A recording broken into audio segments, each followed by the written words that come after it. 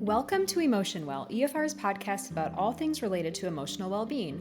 I'm Johanna Dunlevy, the EAP Operations Director for Employee and Family Resources, also known as EFR, and I'm the host of our podcast. As an FYI, EFR is located in Des Moines, Iowa, and we are Iowa's first employee assistance program and provide a variety of services you can learn more about at www.efr.org.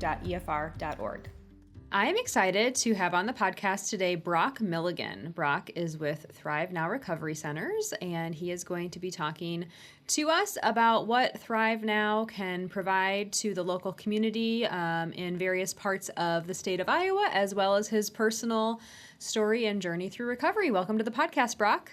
Appreciate you having me on. Thank you. Yeah. Well, let's just introduce yourselves a little bit more completely to our listeners. Where are you from, and how did you end up in, at least in the business development director role at ThriveNow? Yeah, so born and raised here in Des Moines, Iowa. Grew up in West Des Moines. Started with ThriveNow September 2024 as overseeing business development, community relations. I have a sales background. I've been in the insurance industry. I worked at Groupon in Chicago. So always been in sales. Fun. Yeah. It was can kind of get to that in a little bit if we want. Yeah. But always just been in relationship building roles and personal lived experience as well. I was suffered from alcohol use disorder. And some other substances that were mixed in for 19 years of my life. And so I knew Brian Shaw with Nelson Construction and Development, who's the owner of ThriveNow, and had been seeing a lot of things I was putting out on LinkedIn and Instagram, and reached out to me 2 years ago and brought this opportunity to me, and it was the easiest decision I had ever made, and I had wanted to get back into a startup. Working at a startup in that type of environment since working at Groupon. And so, it's been a lot of fun and just kind of getting started with it. Yeah. And we'll talk a little bit later in the episode about the different locations and the services available. But let's start with a little more of your backstory. So you mentioned that you are someone with alcohol use disorder. So for a lot of people listening, they may not be familiar with that term. So can you just share a little bit about how a lot of times people may use the term alcoholism or alcoholic, but is it preferred that people say, I have alcohol use disorder, or he has alcohol use disorder? Yeah, I think you can, phrase that as kind of the politically correct way to say it. Yeah. I still, refer myself as an alcoholic sometimes. I still have those kind of tendencies. And so sure. You'll hear alcohol use disorder, opioid use disorder, polysubstance use disorder, things like that. And so, okay. I always just kind of lead with the correct term in the industry. Yeah. All right. So share a little bit about your first experience with alcohol, or those first few years of drinking, because I would imagine it was probably like a lot of people's first years of experimenting with alcohol. What was that like for you? Yeah, so I probably started a little bit younger than most. I will preface that with, I grew up very privileged. Dad was president and CEO of his company. Mom stayed at home. So just great upbringing. And at age 12, parents went through a divorce and started to have, some depression, anxiety. And I have two older brothers and a little sister. And so I was always running around with my older brothers, who one's 5 years older, the other's 14 months older than me. And so I do remember it vividly, parts of it. It was, I was 13. We were at a New Year's Eve party, and I think I was trying to remember if it was Mike's Hard Lemonade or wine coolers that we were drinking, but something sweet and it tasted good that I could choke down, but immediately fell in love with how I felt, how I was feeling more confident, able to talk to girls with more confidence, things like that. And so, but I did black out that night, which you did. I did, yeah. Okay. It's a story I always kind of laugh about with my brother and a couple friends, because we stayed in a hotel. We did wake up with police in our room. Oh my. Nobody got in trouble because there wasn't a drop of alcohol left. And so kind of set the tone for for my relationship with alcohol, because binge drinking and blacking out was Hmm. kind of the story of my relationship with alcohol. And so yeah, it just kind of was a nagging part of my life for 19 years up until age 32. But Okay. kept progressing. At age 16, I was hospitalized for alcohol poisoning. Oh, wow. Yeah, started to get into trouble at school, and led me to depart from Dowling Catholic to Waukee, Okay. just because of some behavioral issues going on, and was pretty awkward because my dad was on the board at Dowling at that time, Sure. and so they didn't kick me out. They said that they thought it would be best if I went to a different school, but had a great experience at Waukee, and then yeah, I mean, just kept building, kept building. After high school, I went to the University of Iowa, which is known for being a big party school, Sure. and kind of impacted my grades significantly at the beginning. I was able to build back my GPA throughout the rest of college, but started to experiment with some other drugs in college, and I did graduate, which was great. And then I went to live in Chicago, which is Iowa City times 10, Sure. and started working at Groupon, which, small startup at the time. So it was all, people my age. Everyone was going to happy hours. Yeah, And that's how people connect and socialize is like, let's yeah, go have a beer or let's go to happy yep, hour. yep. So, had that job for 8 years and did very well. Started as an account executive and then moved up to our enterprise sales team over an 8-year career, until it all caught up with me and fell apart. And yeah, it just, one of those things that I just couldn't figure it out. I, would try to control it on my own, or only drink beer or only drink wine and not do shots. And, it never worked. And so, Yeah.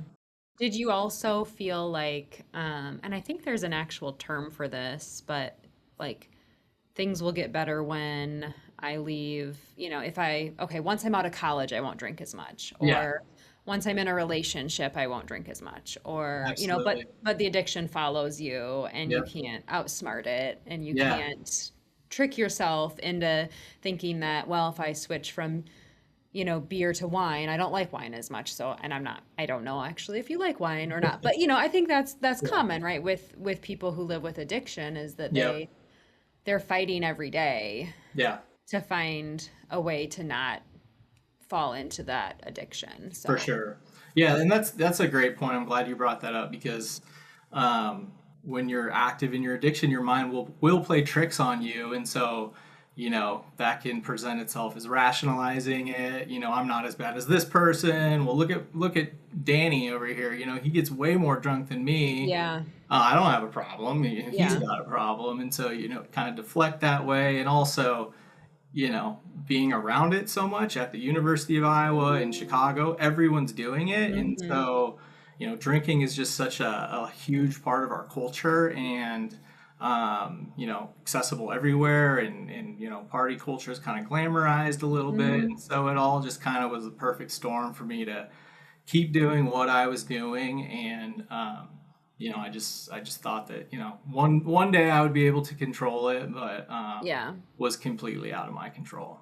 Did you start to suspect that you were different than the other people you were drinking with in terms of your ability to stop drinking, or just kind of that the need to control or the desire to control? At what point were you like, what, I don't think that I can handle my alcohol like my best friend or my brother? Like, was that pretty early in your drinking years, or was It, it it, not till it later? was, but it stayed pretty consistent Yeah. throughout, and it just goes out to blacking out. And most people, when they drink, you start to get a little tipsy. Maybe you Hmm. you have a water, you throw in a water, or eat some food, Hmm. mix that in there. And I was the complete opposite. When I started to get that feeling, it almost made you feel like you were invincible. I would be, Yeah. foot on the gas, ordering shots for people, Yeah.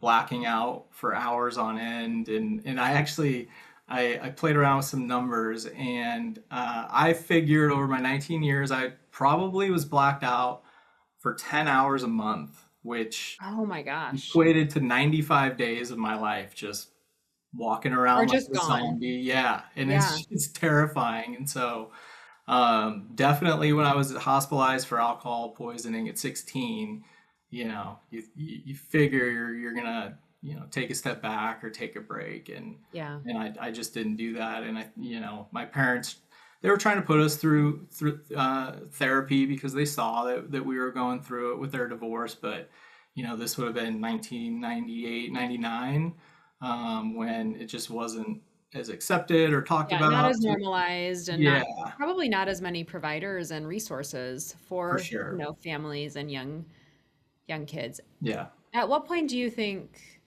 like, do you think your parents figured out pretty early on that there was problem drinking? I mean, obviously, starting younger, alcohol poisoning at 16 is very serious and, an indicator that there's a problem. But at what Yeah. point do you think like your closest people, your parents and your brothers and your sisters started to like worry about you or start to think like, oh, this isn't normal. I don't like to use the word normal, but for lack of a better word, like this isn't like typical drinking behavior. Yeah, I would probably say college, Okay. just because, they would come visit, and, in high school I wouldn't drink in front of them, but in Sure. college, you get to college, it's more accepted. They came for tailgate, they'd come for parents weekend because obviously I was in a fraternity, and they would see it firsthand and just hear things, or, I'd have marks all over my body, or, black eyes for whatever reason. And so I think that really started to worry people. Um, so yeah, definitely in college. And then, when I was in Chicago, I'd only see him a few times a year. So they, Mm. were going off of what I would tell them. And, I still had a good job. I was married. That ended because of drinking, along with, after that, after getting divorced, I was also engaged. Okay. That never happened either. And so, once you can only hide it for so long, and Yeah. then, and so yeah, but definitely college, I think, is where everyone started to worry, and my mom especially, would Sure. always be on me about it, wishing I would not drink at all. Yeah. So she was, in my ear from very early on, and deep down, I definitely knew that, I had an issue and that I should stop. But it was that mind playing tricks on me that, just could not see my life without being able to go out and have some drinks or go, golfing. Everything I did was to also have Yeah. drinks, whether it's golfing, going to a concert, things like that. Well, and I think we'll talk a little bit when we talk about Thrive Now, how like for people with, any kind of substance use disorder, getting them to experience life without the substance Yep. and getting comfortable, going to a baseball game or going bowling or going to a tailgate without whatever their, substance of choice is such an Yeah. important part of recovery because like you said, like before you get to that point where you're going to decide to quit, like you can't imagine life without a beer in your hand or, Yeah. It's like a death sentence. yeah, Yeah. yeah. So how did it come to I guess be determined that you needed to quit? Like did you make the decision on your own? Was there a group of people that um helped support you in that? What did that look like for you? Yeah, so the first time, so I went to treatment a few times. The first Okay. time, had gotten an altercation in Chicago, and was just scared by what happened. So, ended up going to treatment in Southern California, and when you go out of state, you just have no idea what you're getting yourself into, Mhm. and it ended up not being a great place for me to be, and so that I think I stayed there for 3 weeks. Came home, and when I left there, I went to the airport and started drinking for my flight Sure. home. Yeah. So it was not anything that I would really wanted to do and be at. The second time I tried an outpatient program at Northwestern Hospital in Chicago, and that was right after things ended with my fiance. So really, I was doing it to show her that I was wanting to change, but again, I wasn't ready. I wasn't really in. taking ownership of that. And so I was drinking throughout that as well. Yeah. And so that was the beginning of 2018. And in 2018 was a very rough year for me. And the span of 3 months, relationship ended, our wedding was called off. Then I tried to commit suicide, and I was in the hospital for 3 weeks, away from work, at Groupon. And then I went back to work about a month later, and then I think it was 10 days after that I lost my job. And Okay. so it was just pouring gasoline Yeah. on the fire. And you think that after all of that you would stop, but I just continued throughout drinking just the rest of the summer. And finally, in August of 2018, I had some friends come over that were just, really worried about me, and had, conversations. Just I wasn't fun to be around anymore. And, it was kind of, I know I was trying to drink myself to death just because I was doing nothing. I, didn't have my job, and was just wasting away that summer in Chicago. And finally, I don't remember making the phone call to my mom, but she was living in Chicago too. And I called her, and she said I was just bawling a mess and asking for help. And the next day, yeah, my dad and my stepmom flew in, took me right back to Des Moines, straight to Iowa Lutheran Hospital. And then I was admitted to Powell Chemical Dependency Center here in Des Moines, and did their inpatient program, outpatient program. I did their aftercare program, and it was a great experience. And yeah, I just kind of haven't looked back since. Yeah. I have a question. During those years, it sounds like where you were attempting, to find recovery and going to Southern California and then doing the thing in Northwestern.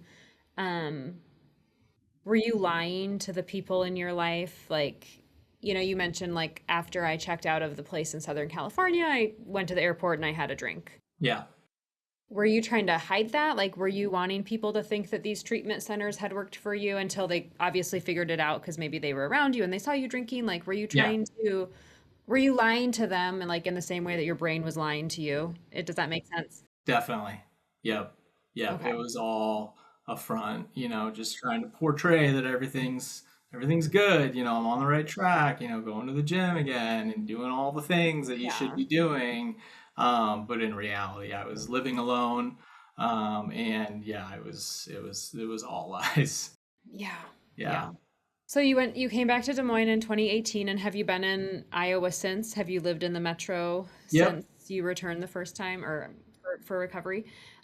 So tell me a little bit about what that was like. So you went through Iowa Lutheran, and then when you got out of, how long was that program? And was it inpatient? It was, yeah. So I lived at the hospital for 21 days, and Okay. then I was living with my dad and my stepmom here, and then going to their outpatient program. It was, I think, 6 weeks, and it was 8 to 5 every day. Okay. And then there was their aftercare program for another 3 months that was every Saturday from 8 to 5.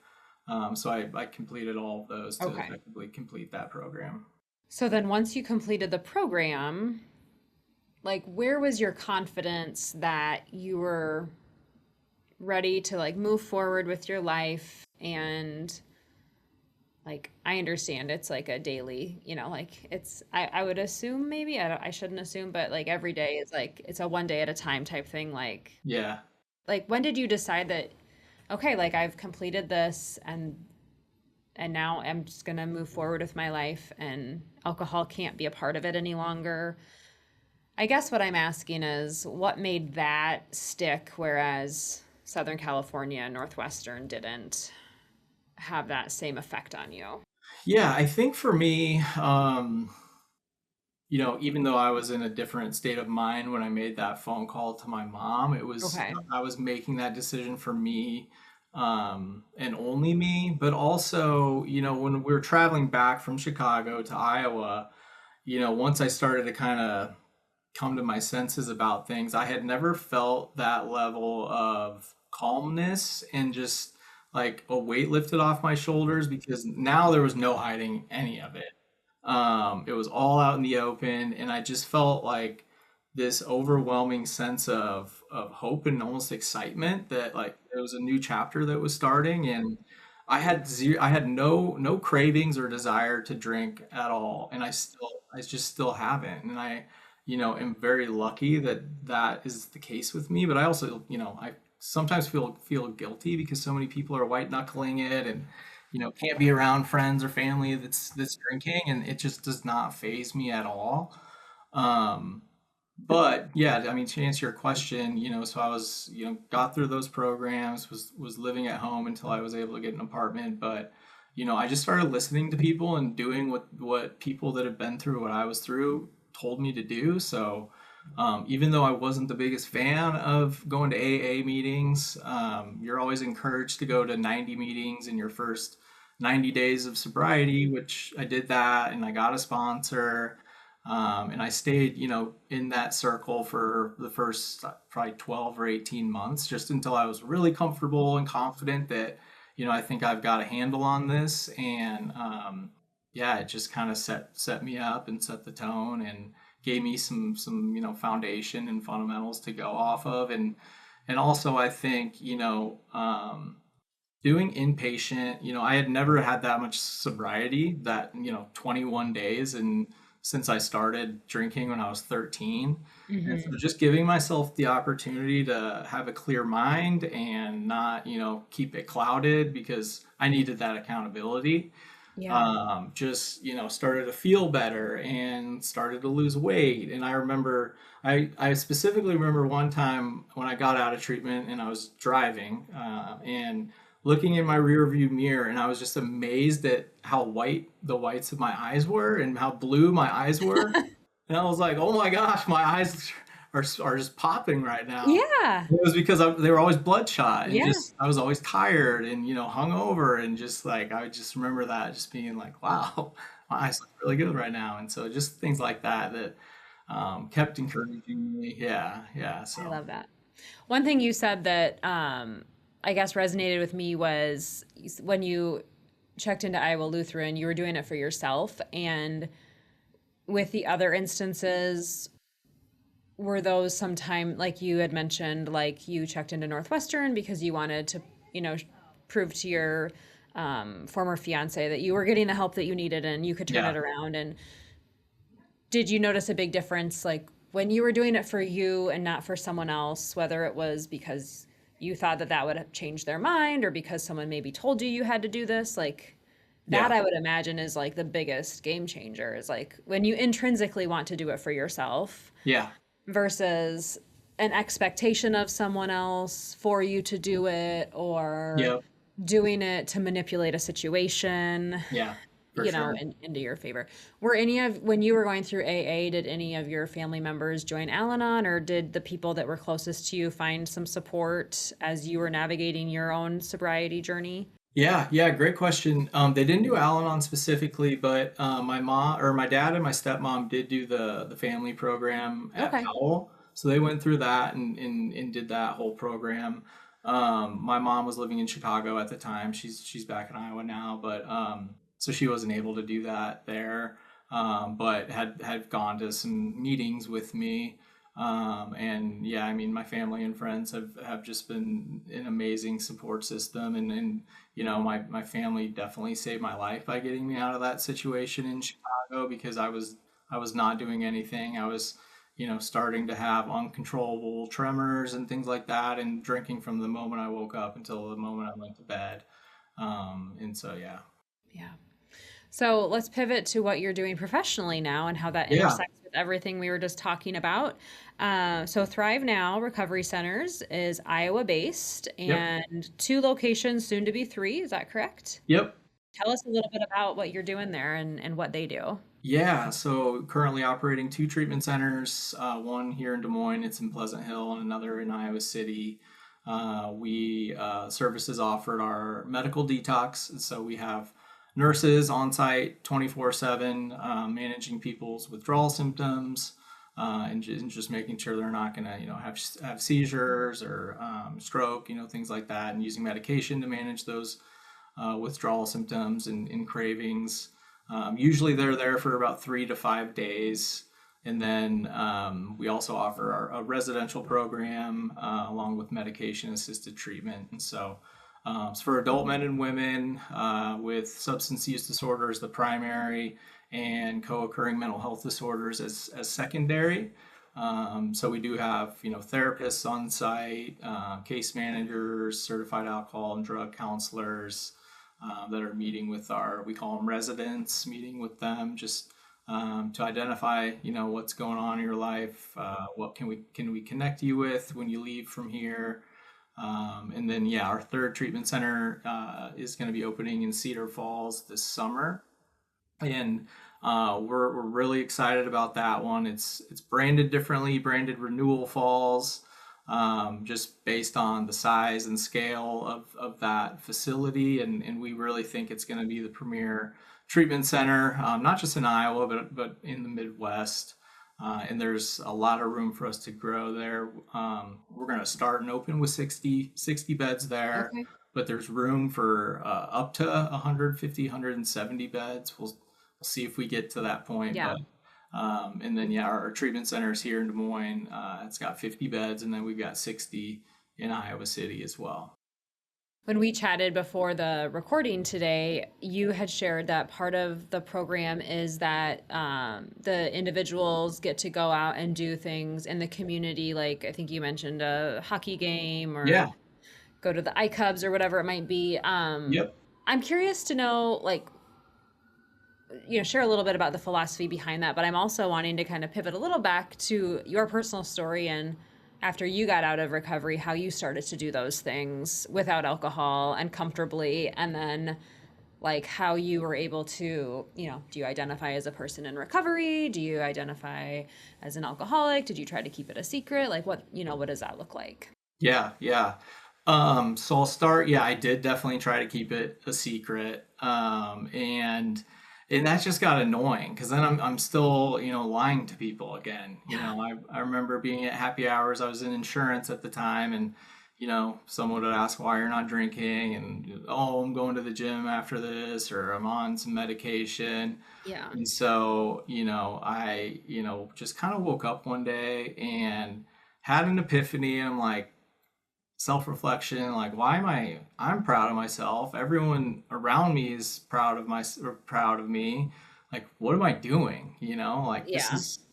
it's such an exciting and energetic time for me. And so I kind of challenged myself to just do the opposite and just see what happens. And so yeah, I just told myself I'm going to lean into this, and I'm not going to, every time I introduce myself, hi, I'm Brock Milligan, I'm in long-term recovery, blah, blah, blah, Right, right. ease into it a little bit. Yeah. But yeah, it was really scary. Went on another podcast with Adam Grubb from Jerry's Homes, and, that was put on LinkedIn, and, joined a board at MindSpring, just started to really put myself out there. Sure.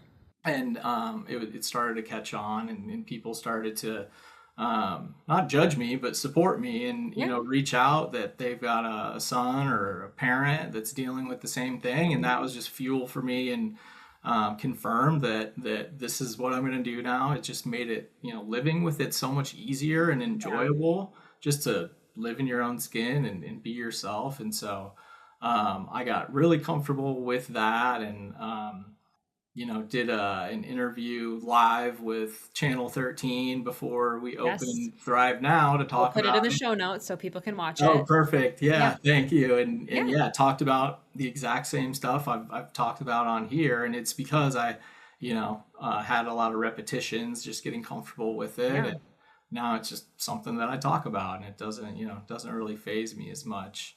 And I so, think it's part of like the normalization of the things that people experience in life. yeah, And you had mentioned co-occurring disorders earlier, and just for our listeners who don't know what that means, I mean someone has a substance use disorder along with a diagnosable or a diagnosed mental illness. So they yeah, could, have opioid use disorder and generalized anxiety disorder, but it's, when disorders occur together. And you had mentioned as soon as we started talking, you were like, after I had my first drink, my confidence went up and I was having anxiety and depression as it related to my parents' divorce. And I would Yeah. imagine that alcohol kind of numbed those feelings for you over the years. Yeah. And so were you, where were you with your mental health when you left Lutheran and completed that, the program there and the series of AA meetings and whatnot? Were you still feeling anxious, depressed? And if so, how are you choosing to address that in a healthy way and, without alcohol? Yeah. Um, Great question. So, you remove what's causing all that anxiety. I mean, my hangovers, anxiety, whatever you want to call it, would be days and just crippling. And it Okay. was so bad I couldn't even sleep. And so, you remove the alcohol that's pouring gasoline on that fire, and so it went down significantly. But I was still on some anxiety medication and going to therapy, things like that. Eventually was able to taper off all anxiety medications, just as I got more comfortable and got into a healthier workout regimen. And so yeah, I mean, my mental health today is a lot much better. Obviously, still work on it, still go to therapy, constant reminders every day, being in this role, what it's going to look like if you go back to that. Yeah. And so yeah, there's a lot of different variables that played into that, but yeah. I would imagine at Thrive Now, as someone goes through the different programs, like they would be learning some of those healthy coping skills and they're leaving not just free of having used substances over the past however many days, but they've also got a little toolkit with them, right? Like Yeah. where they're like going into the world and they have some confidence to be like, I went to an Cubs game and I didn't drink and I noticed Yep. that not everyone was drinking and I can have fun, Yeah, have fun being sober. Or absolutely. I think you said you also take them to the Altoona campus for the Yep. Pleasant Hill location. And so Yeah. just getting people to feel like natural highs from exercise, Yeah. like from endorphins and just feeling good that way. I Yep. think that's really helpful. And I love that approach and philosophy. Um, how hard is it for someone to access recovery services? And I guess we can, that answer probably varies based on where you are, but just in Iowa, let's just, since that's where Thrive Now is located, Yeah. what are wait lists like? Are there enough beds for people? What does it look like right now? Yeah, so Iowa, it is difficult in Iowa. We, as a state, are way behind other states in terms of number of beds and options between different organizations that offer these services. And so there are some treatment centers right now that have a waiting list that's a month long, if not longer. We have, the most beds in the state right now, or definitely will when Renewal Falls open. So Okay. we do get full, but if we are, it's only for a couple of days or two. But navigating the process is a large barrier. Not only the cost, because it is expensive. If you don't have insurance, 99.99% of the people aren't going to be able to afford it. Yeah. Medicaid, we take Medicaid. Our mission is to be, expand access to high quality treatment for all types of people. So we do take Medicaid, we do take commercial insurance, but not every organization or not every program does. And so people get confused on where you can go, where you can't.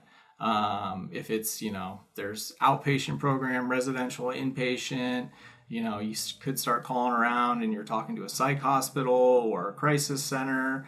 There's just a lot of things that, deter people or make it confusing for Yeah. them. There's barriers. Like those are the barriers to access. Like, Yeah. And so, they choose to not do anything. And so, there's just a lot of challenges. Transportation is another one. We do offer statewide transportation to anyone that's eligible and approved to come to Thrive Now. And so, yeah, there's just so much that, and then lack of options, right? Like, if you're in Northeast Iowa, there's in Waterloo, there's Pathways and Mercy One Horizons, and that's it. And so if you live in that area and, most people, it takes a few tries at staying in recovery, staying sober. So if they've already gone there and it didn't work, or they had a bad experience, they don't want to go back there. So again, they choose to just keep doing what they're doing. So there's been, we've entered the market. There's been some others that are helping with that. And so, yeah, we want to, and then Medicaid, you can't, cross state lines. So you have to stay in Iowa. And so, yeah, there's a lot of barriers, even with, if you're working professional and have commercial insurance, most times those people are going out of state, sometimes out of network, Okay. just because, the stigmas with that, I don't want to leave work for a month, what are Yeah. people going to be saying at the water cooler? And so Yeah. usually they'll try to find something on their own. But Is that why you went to Southern California? Is that how you picked that location? yeah, yeah, I don't know how my mom and I found found that place, but they were really good at getting me out there, which is something that's done by outside organizations because they know Iowa is a desert when it comes to treatment, and so they spend a lot of money on advertising, SEO advertising, just Yeah. to get those people, when you Google treatment right now, you're going to see a lot of options for places out of state, and they'll get you there. Now that we're here, we want to keep people in state, so we're also partnering not only with hospital systems, with judicial systems, but also employers. And, how do we keep your people here? How do we keep your healthcare costs down? There's a lot of data that shows, how much somebody that's suffering from substance use disorder increases your healthcare costs by going to the ER, urgent care, often going, out of state, out of network.